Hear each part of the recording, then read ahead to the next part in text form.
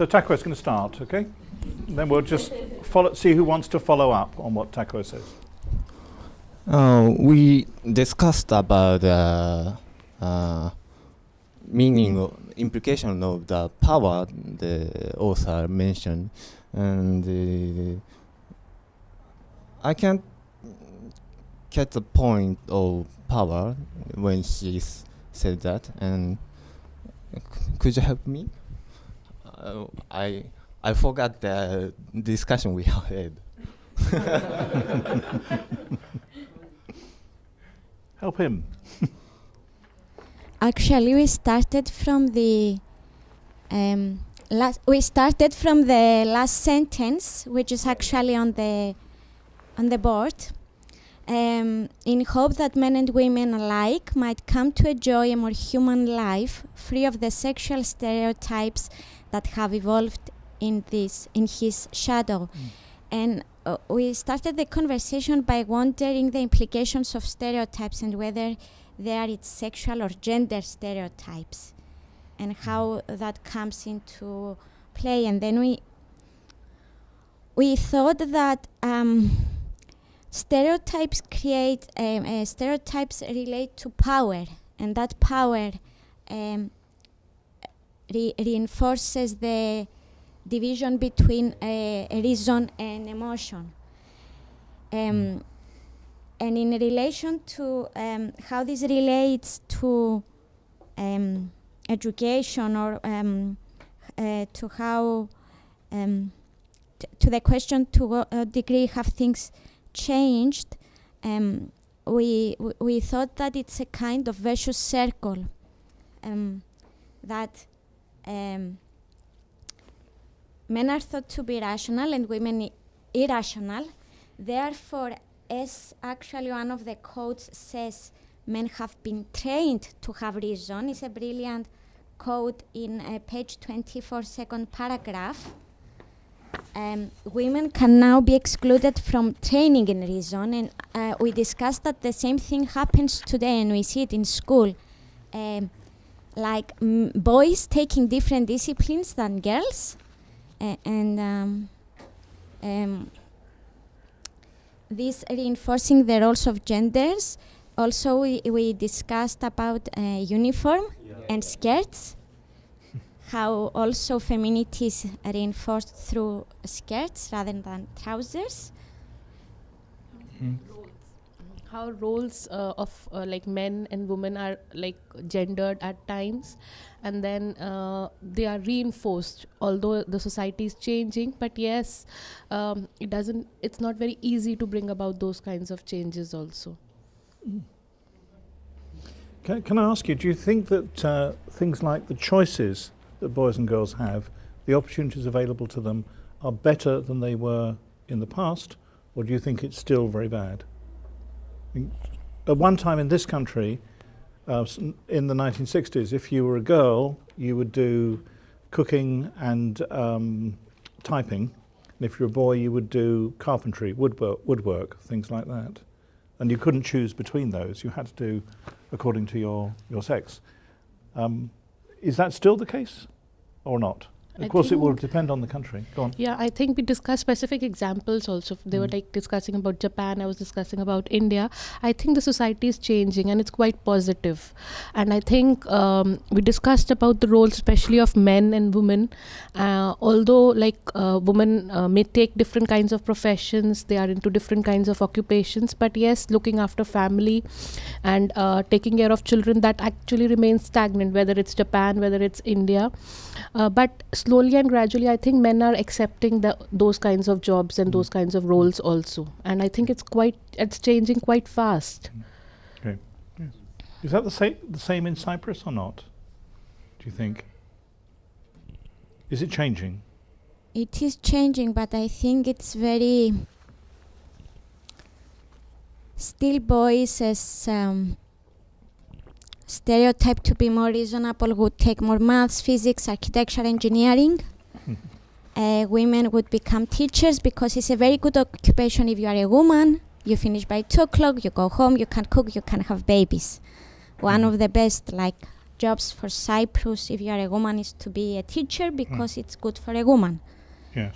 But I was saying to my colleagues, I think the same is still in London. Things have improved, but we can see that men go into industry, into many making businesses, and women become educators. Like if someone comes at the IOE, most students are women. They become social workers because they are more emotional, so these jobs are more suitable for them. And the vicious circle is that they gain less, they work part-time, they don't have that much opportunity, and they cannot become key players, for example, in policy, taking decisions. So for me, things have changed, but even in London, I feel it hasn't really changed. I think the stereotypes create a vicious circle. Okay. Thank you. It's about the comment you make about if the things have been changed in terms of these disciplines. What I feel, and I don't claim to be right about that, I think it's something about the testing. And I was reading something a while ago saying that when you test, for example, children, and we give a written exam to them, boys used to perform better than girls in certain, and girls used to perform better doing a written work. And I think that things have changed in terms of giving access to different sexes to go into different disciplines. But I think the way you were assessed throughout and at the final of your schooling will make the difference who will succeed in terms of who will be is still taking the role in certain jobs and certain professionals. I think changed a bit, but just outside, not inside. Superficial. What's changed. Okay.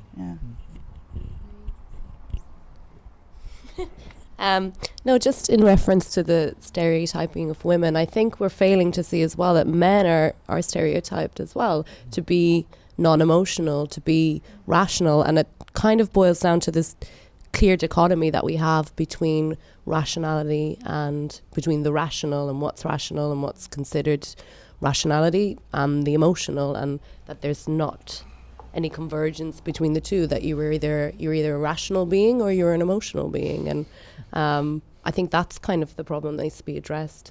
And like, I don't know what we were discussing, we felt kind of with the, that was sort of the main point of what she was trying to say. And although she was coming from a feminist perspective, it almost seemed as if that was the main point she wanted to get across, and feminism was almost sort of thrown in into the mix in a way. But I think she was more emphasizing this separation of rationality and emotion as sort of a thing that we need to overcome, perhaps.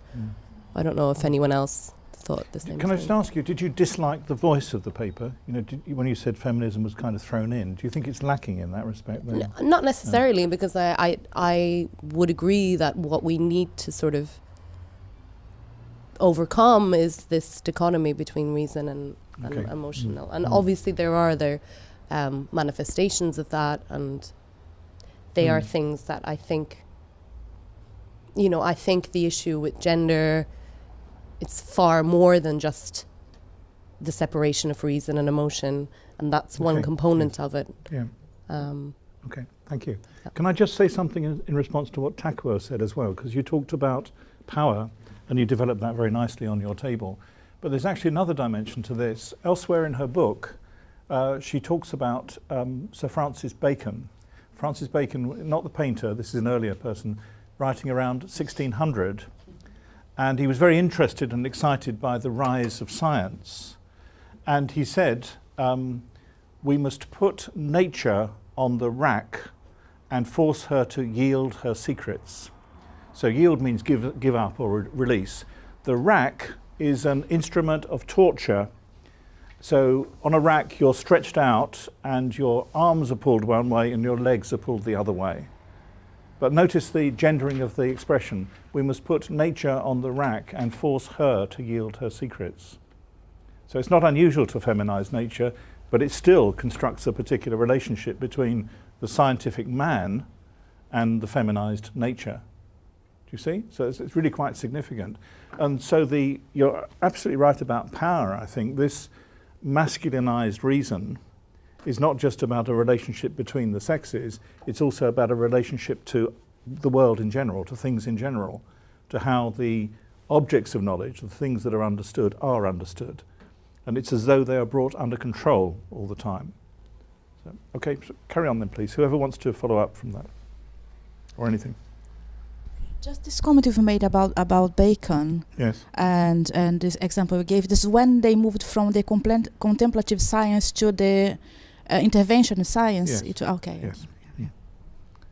I don't know the detail of that, but I mean it's certainly part of that transition. Yes. Mm. In this paper, No, okay. It doesn't come through the okay. microphone. It's just for him. Okay. Yeah, in this paper, she is talking about the history of reason, and reason. He relates reason to man. He thinks of reason as a feature of man, and reason has a universal nature to suppress the female feature. But I'm wondering what kind of thing she is supporting. So my question is, she is against the reason, or she is against the one of reason, one kind of reason. So I'm wondering this question.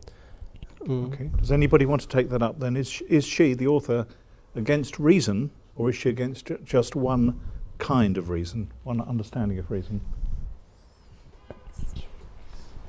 We were talking at our table about, I don't know if this is actually a response to your question, but we were talking about how it seemed like she wasn't saying that reason and emotion were separate.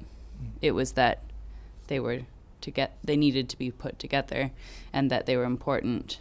Like, you can't think rationally about things without letting some of your emotions or your perceptions play a role in your rationality.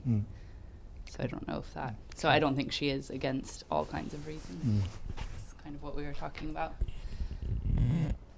And the Persig example actually fits in with this, because if you remember, she brings that in quite briefly at the end, but she says that he's trying to bring together romanticism and classicism and so on, and bring together feeling and emotion in various ways.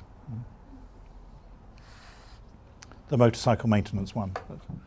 Somebody else, please. You were all talking a lot before, so please feel free to say some of those things now.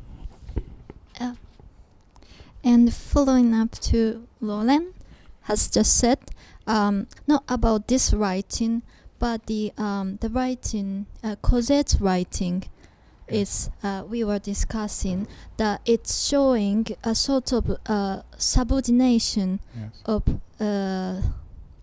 some attribute. The characteristics which could be attributed to femininity, such as emotion and intuition. Sure.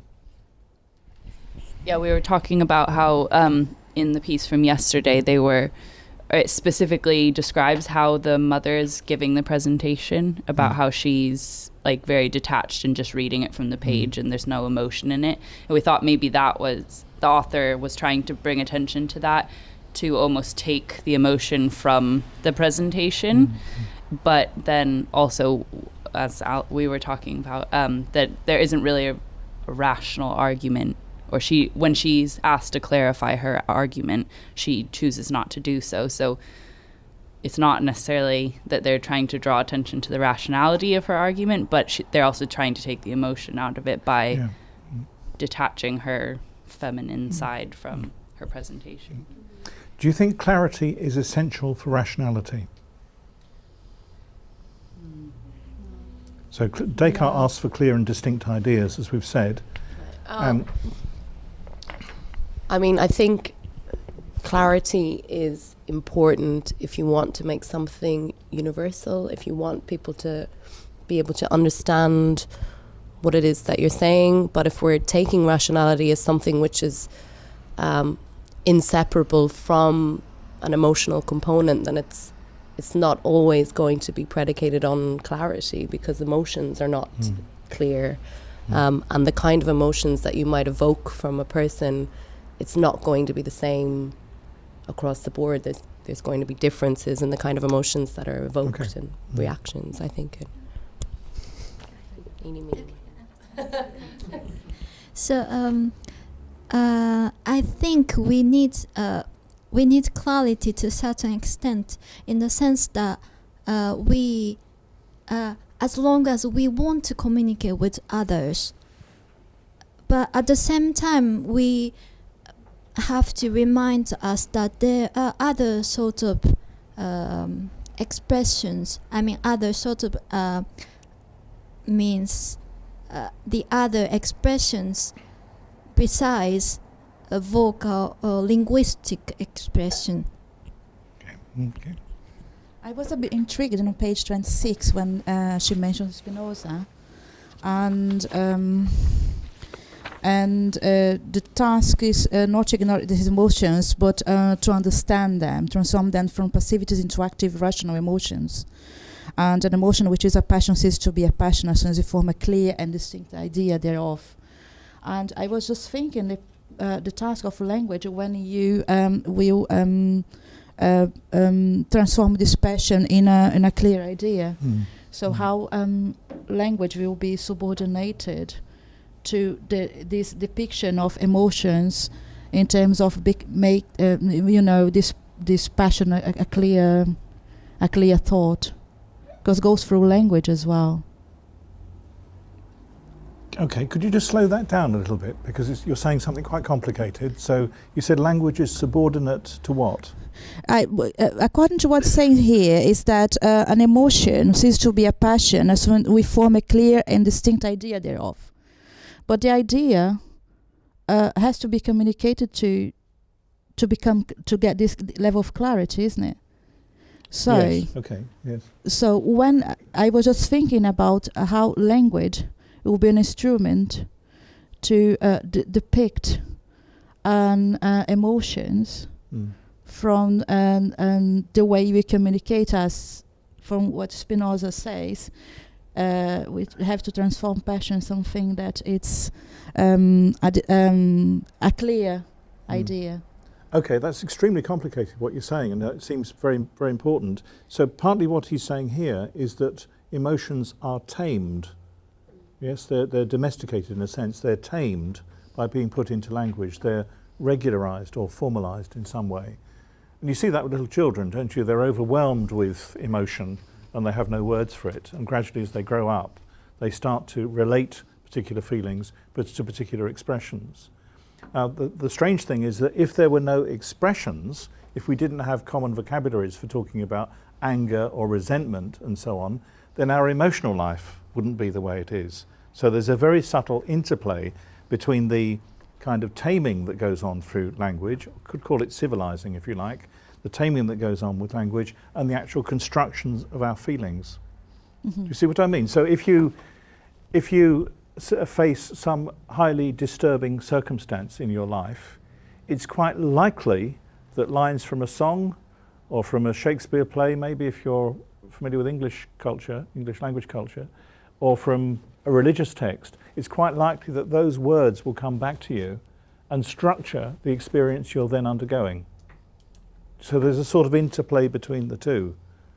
Does that fit in with what you're saying, or do you want to disagree with that? No, I believe so. I was just thinking, and in terms of overcoming what Spinoza is saying, how could you keep still emotions and passion without transforming it necessarily in a clear idea? Because as you mentioned, sometimes emotions you can't get that much clarity when... You can't, yes, that's right, yes. Yeah, I'm just thinking about this challenge. Sure, and it's very easy to think that you can't find the right words for what you're feeling. That's something we all have, isn't it? whatever it is. So there's something in excess about the emotions which you can't rein in that way. Go on, Alison. No, but just to clarify, so if you are feeling a certain way, and by putting that into words, for example, I think of, you know, keeping a journal or something like that, that you are in a sense neutralizing your emotions. I think you're making them clear, but in doing so you are taming them, as you say, perhaps. But yet another dimension to this is in therapy. So if you've had some traumatic experience and you go to a good therapist, then sometimes what the therapist will do is lead you towards a new way of expressing or formulating what's happened. And it won't be necessarily something she imposes on you. It might be something that you are able to find yourself by talking it through. You come to some new verbalization, and sometimes that can help with whatever the problem is. Not always. I'm just wondering whether we should always aim to do this, or whether we should embrace the sort of irrationality that emotions can have, and that there's a sense of the unknowable in that, and we're not sure why we're reacting a certain way, but it tells us something about ourselves, I think, that we react with anger to a certain situation, and we're not quite sure why that is the case. So, thank you. So Levinas says that language cuts and divides. You know, there's a certain violence to it, because you're always, in saying cup, you're not saying table, and so on. That's a trivial example, but if you think about it in terms of bigger emotions, then finding the words actually channels things, but it may repress something as well. So, Marianne. In relation to language and whether we should allow emotions just to be, and in relation to what you said about therapy, I think it really depends, and we should always ask, what is the purpose of discussion? If the purpose of discussion is to discuss, for example, if animals should be killed and eaten, there is a different kind of language used. If the purpose is personal healing, for example, I was reading the paper on critical race theory. If the purpose is healing, or if you are doing therapy or conflict resolution, people would use things like, I feel that you have done such as such. They wouldn't say you did such as that. So the language changed dramatically. I think what I'm trying to say is that we need to be very clear on the purpose of discussion. So self-healing or self-exploring or if we want to think, why am I eating animals? It's a different thing from discussing, is it ethical to eat animals? And in that kind of discussion, because there are different purposes we use, and I think we should use different language. If it's self-exploratory, we are allowed to use language more freely, or storytelling, or imagining. But if it's exploring things like, is it ethical to eat animals? I think it's different. I'm not sure if I... What I hope you've noticed in the story is the very different kinds of language that the participants in the discussion adopt. So if you contrast Norma's language with Elizabeth, that's probably the clearest. But then the poet Sterne, he's also very significant in relation to this too. So what is enabled by a particular kind of discourse, what can be expressed, or how things are expressed is crucial. What do you think about the way this essay is written, this paper is written? The style? Easy to read? Okay. Clear? Okay. So does she defeat her own purpose by making it clear? Anybody want to speak? Is it too rational? You think so, really? Yeah. I think that I found it as a review, and I think that my supervisor, if I gave him this, would say this is too descriptive and not argumentative. Really? Gosh. Yes. Somebody want to take that up? No takers. Okay. Let's take. You have a strict supervisor, don't you? Gosh. Luckily enough, I'm very comfortable. Would you like to start something off? Because I know you were talking a lot. Yeah, I think it is very interesting to think about what is rationality, because if the rationality is the possibility to communicate with others, then I think there is no way we can get out of such things. Then it comes out that if you are going to against rationality, and you need to explain it to the others, you are still in some sort of rationality. That sounds like Habermas to me. Is that, that even communicating with others presupposes some commitment to saying meaningful things to them, saying reason. Okay, yes. That's my point. Okay. No, I think they're all good comments. I'm not sure I can articulate it. It's not fully formed in my mind yet, but the comment over here about it's very rational the way she writes, right? So how can you, she needs to speak in a language that rational people will understand to make her point. But therefore she's locked in the rules of rationality that exist. So if you want to try to take down a system or criticize a system, fundamentally, you have to work from within it, within the rules that it sets up, or do you have to work from outside of it? And so I guess there's many ways to slice that, but you would, do you stand on rationality and try to call in emotion into the circle, or do you stand on emotion and try to take down the wall that divides you from rationality on the inside? So I think that each of the readings that we've have had different approaches to that, but they're all working towards the same type of synthesis, but each in their own different way. So okay, thank you. I think that maybe the one point that she wants to prove is that being a woman, she was able to write rationally and prove that that history has been wrong in regards to women. No, but just on that point, and should we work within the system? And immediately the philosopher that came to my mind was Nietzsche, and writes with such conviction and such emotion, and when you read it, you're kind of yelling in your head. He's yelling at you from the pages, but he's also extremely rational in what he's saying. So I don't necessarily, if we're going to talk about, do we have to write rationally, do you mean it in a sort of dry, analytical sort of way? Or, I wonder what you mean by, do we have to, what do you mean by writing rationally? Does that mean that we have to take the emotion out of it? Or, I don't know if you want to. I can comment. Yeah.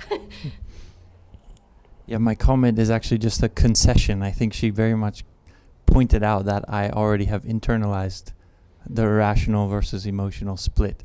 And somehow my comment is already based on that dichotomy, so kind of proving the point. So I think it's a beautiful point. Actually, that's all.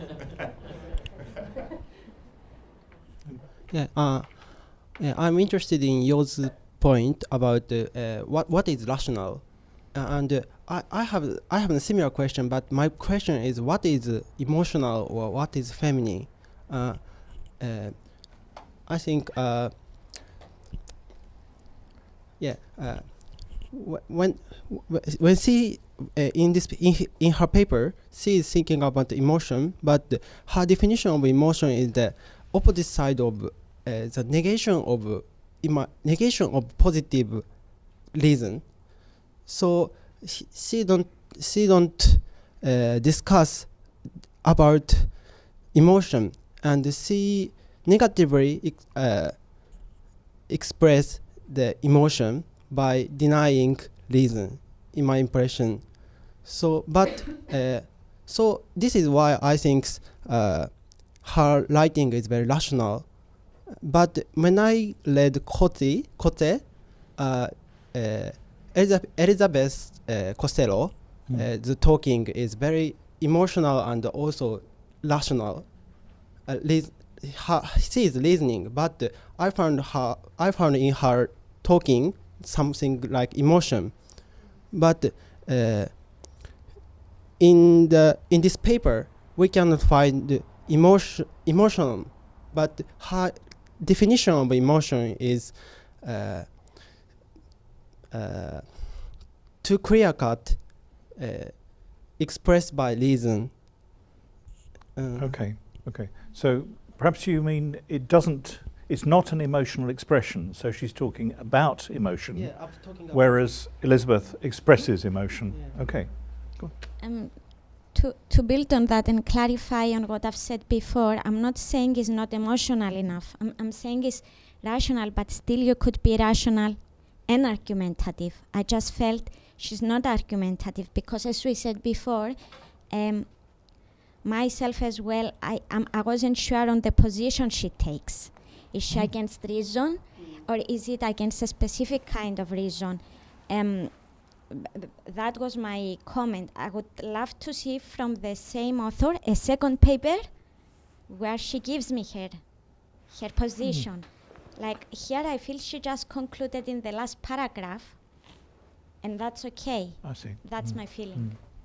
Okay. Well, do read the book. It's a good book. Yes. Yes. Oh, sorry. Go ahead. Go ahead. Yes. No, he's going to go first. Yeah. I'm sorry.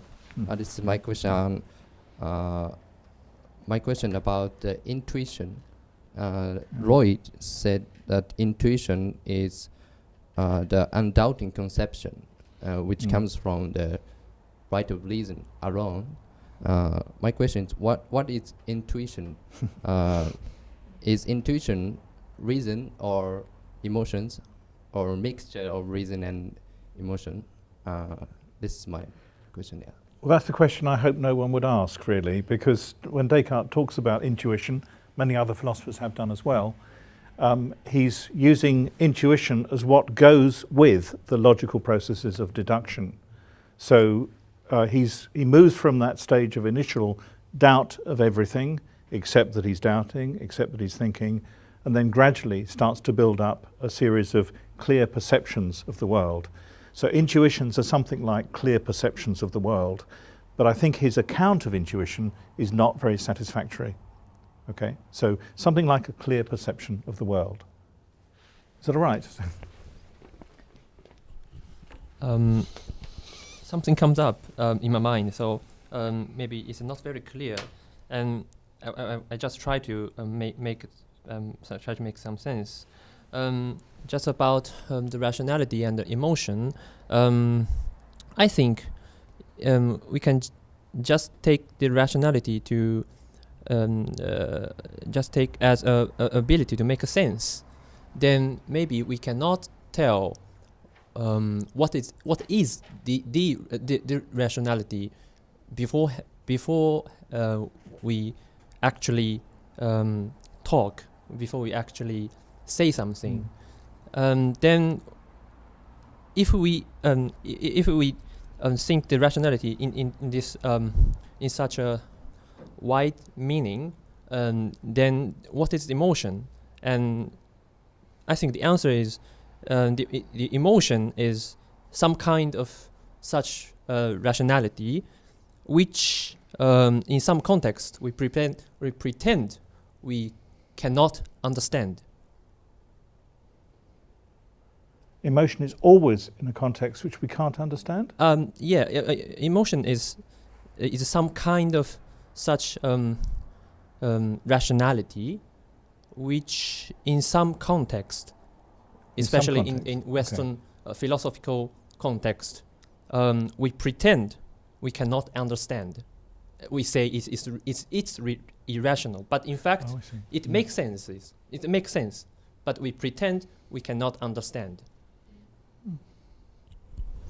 Or we try not to see. Yes, I think that's the point Ms. Costello tried to make. She says something block us from how to say, feeling, Yes. or understanding the fullness of being. Okay. I think that's the point. All right. Thank you. I'm going to make a quick shift then to the novel because it fits what you're just saying. So there are three names there. It's all right. I have this. Okay. There are three names there. There's Norma, who we'll come on to this afternoon, and then there's Appleton, and then there's the third one, Waltham. That's the name of the particular place. Waltham in the story. Waltham. Can you make anything of that name? Does that name suggest anything? Waltham. It's probably a bit difficult. The people in Waltham are walled in. Wall them in. Wall them in so that they can't hear the slaughter. Do you see that? Right? Wall them in. So that they can't. Yes. Yes. You wall, sorry, I can't even say it. Wall them in so that they can't hear the slaughter. So very near here, there are slaughterhouses, there are abattoirs, but in this cosy place, this comfortable bourgeois place, they are walled in. There are walls around them to protect them from that ugliness. Wall them in. There's also a little bit of a play on Thoreau's Walden as well, because Thoreau's playing with that word, I think. Do you get the idea? Wall them in. That's partly what it's about, I think. And we'll come on to Appleton and Norma later on today. Does anybody want to say anything further about the discussion? Okay. Right, there's one thing I'd like to do. We won't go on to Courtesy before lunch, but there's one thing I'd like to do before we finish. So can I have your attention again on the screen? We're talking about emotions and political emotions. Okay, so I'm just going to depress you a little bit. So some of you I know have seen that before, and it's obvious from what's been said what it's about. And undoubtedly, it arouses very strong emotions. And I'm just remembering the quotation from Condorcet, the French writer in the 18th century, who said sarcastically, well, isn't it good that we've got reason and rationality will protect us from any harms? The man of reason will always be able to cope in whatever circumstances. And looking at that, of course, just makes you speechless, doesn't it? We don't know what to say when you think of when you think of destruction on that scale. And of course, there are two facets to this, both of which can arouse political emotion, I think. The first one is the natural disaster, the tsunami, the earthquake that causes the tsunami. And then the second one is related to the nuclear power station, where, of course, human beings have intervened and placed a particular very dangerous device in a vulnerable position. And both of those, I think, might cause you to feel emotions we might describe as political. I was talking to Professor Murata about this. He's in the philosophy department at Tokyo. And I was talking about perhaps three crises that have occurred in Japanese history in the 20th century. The first one, crises which caused a profound sort of change in the way Japan understood itself. And the first one is one that Soseki refers to in his novel Kokoro, a novel called Heart or something like that.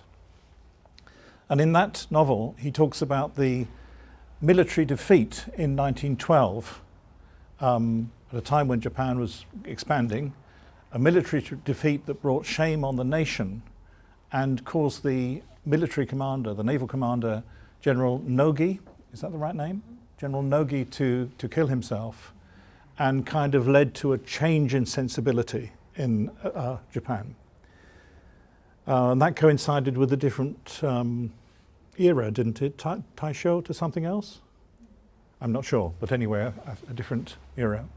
The second one is obviously the end of the Second World War and the imposition by the Allies of a different political regime in Japan. And Professor Murata said to me that he thought this was equal to this. It was in the same sort of rank to this, which actually surprised me. But he said that it's not primarily the natural disaster, it's the disillusionment with the authorities, with the reliability and trustworthiness of the government, of those in power.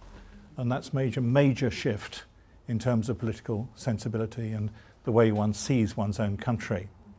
So all of that seems to me to relate to political emotions. And I partly feel that the texts we've looked at, such as Martha Nussbaum's writings, don't begin to touch that level of political emotion. They don't get to it. The tone of her writings, even though she refers to very bad things happening, it's often such a benign tone, as though we can all understand this and it will make sense. And so it kind of disturbs me. Do any of you want to respond to that?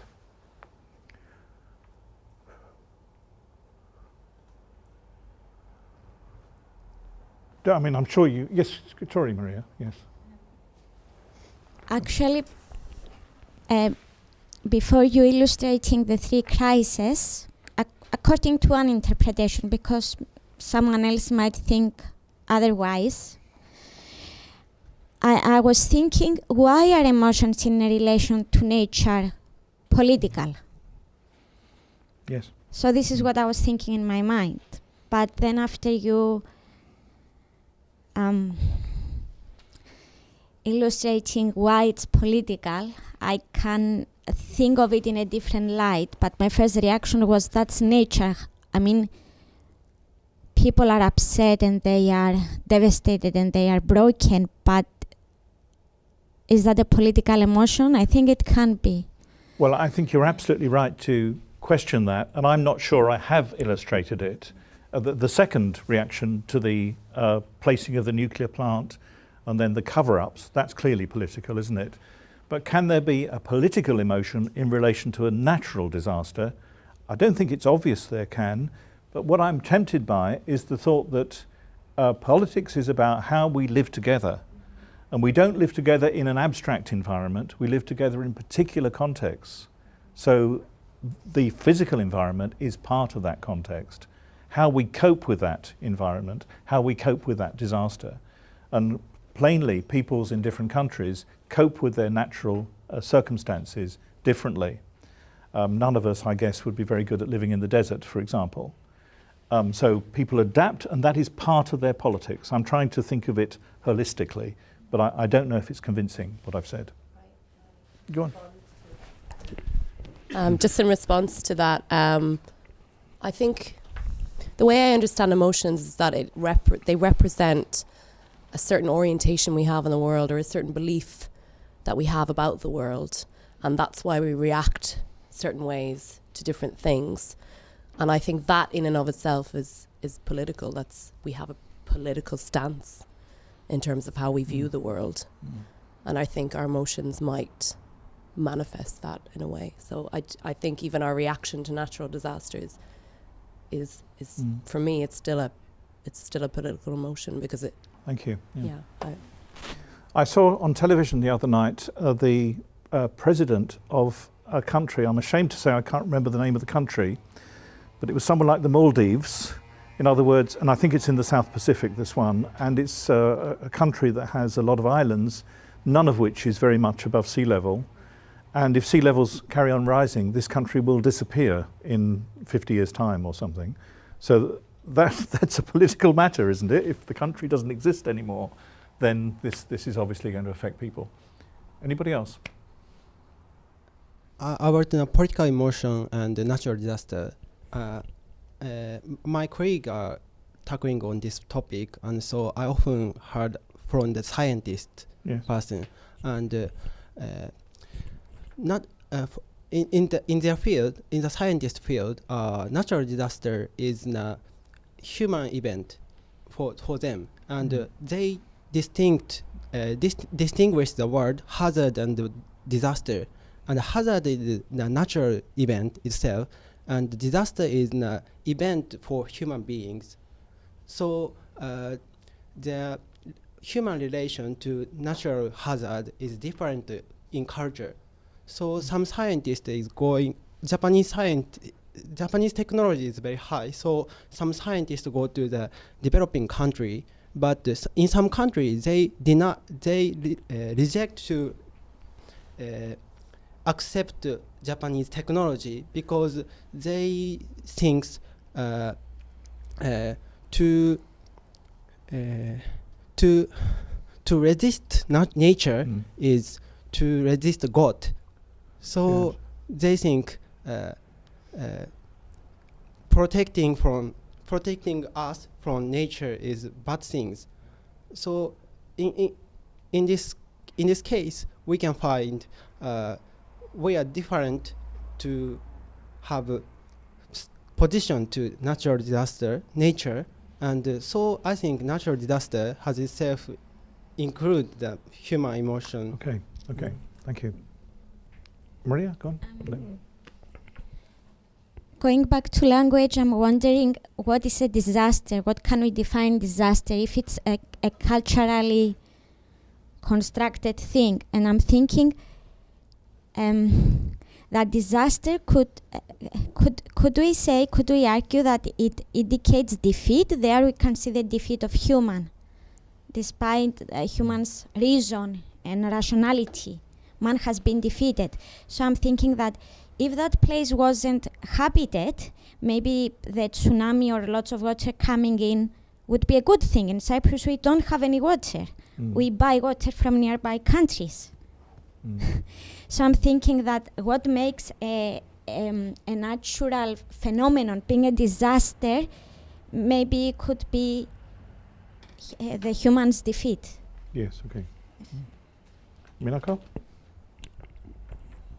The three epoch making which Paul mentioned was quite right to me, because after World War II, Japanese people realized that they were brainwashed by the imperialism and they decided to create new post-war democracy. But after 3/11, we realized that we are also brainwashed by government that nuclear is safe, nuclear is clean. So now we're realizing the importance of being an individual, think individually, not depending upon something, what the government says, what the authority says, what the scientist says, but we have to think individually. But it seems to me that it's very difficult to be individual because we need so much courage to be one, especially we don't have, I don't have the notion of God. So, it's very difficult to be individual and have my own words. But now I'm going to join the massive demonstration in Westminster to protest against the Syria bombing. Okay. This is what I thought. So being individual doesn't rule out collective action. You can be individual and take part in collective action. Yeah. We have to show our emotions rationally, Yes, I think. Okay, yes. Anybody else?